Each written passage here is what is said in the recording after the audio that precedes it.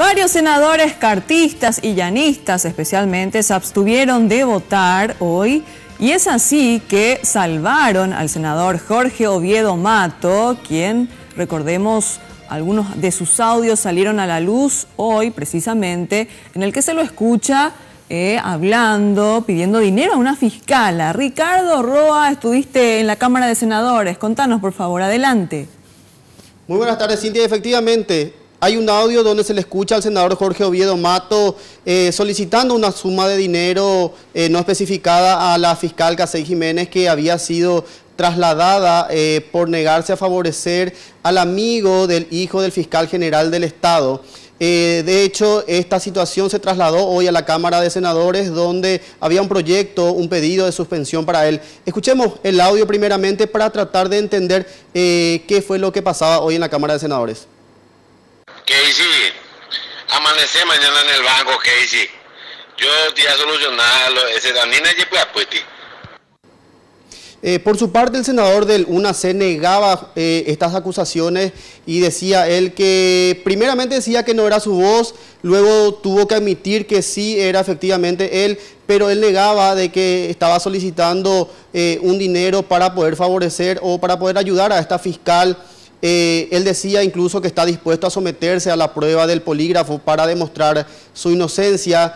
Finalmente, este proyecto de suspensión no prosperó. De alguna manera, los senadores, sus colegas, le pasaron la mano, a diferencia de Óscar González Dar, que efectivamente sí fue suspendido tras estas publicaciones escandalosas de estos audios donde se le escucha a ellos traficando con la justicia. Escuchemos parte del debate que se generaba a raíz de esta situación. Porque esto se volvió ya evidentemente una persecución. Yo decirle que me voy a encontrar en el banco para recibir plata, pues es una estupidez que yo no voy a cometer de irme a un banco para recibir plata. Hemos tomado conocimiento de los hechos aquí. Es decir, yo no sé si hemos tomado conocimiento de lo que se le imputa al senador y un antecedente de tomar una decisión de sanción basado en que alguien escuchó. Yo personalmente no escuché, no vi, no leo casi los diarios por problemas de tiempo.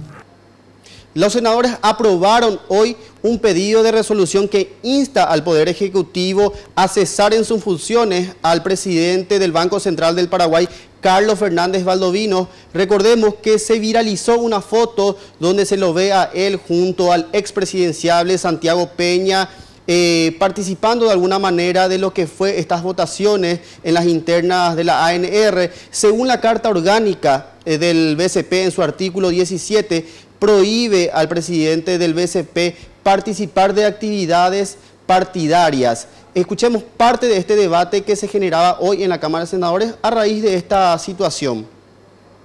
De que es bastante razonable la propuesta de resolución formulada por el partido o la bancada del PDP al instar a quienes tengan que resolver esta cuestión porque ha infringido una norma. Los hombres públicos, ante el riesgo de violar la ley y situarse en la zona gris, no pueden dar pasos hacia la duda. Y en ese sentido me parece reprochable la actitud del presidente del Banco Central, pero honestamente, después de reflexionar, considero que sería innecesario, digamos que no comedido, desde mi perspectiva personal, instar al Poder Ejecutivo la aplicación o iniciar en todo caso la evaluación que pudiera devenir en la separación de este funcionario de sus responsabilidades actuales.